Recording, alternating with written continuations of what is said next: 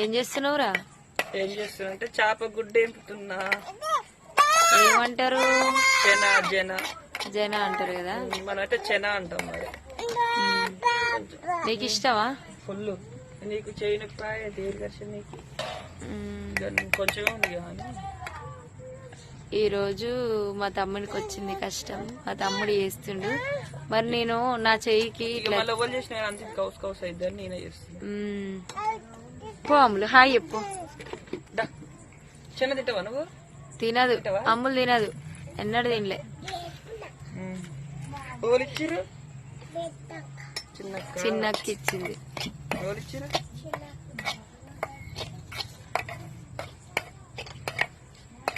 తింటవారా? ఈరోజు నేను బాగాలేక వీడికి వచ్చినాయి తిప్పలైతే. చెయ్యి.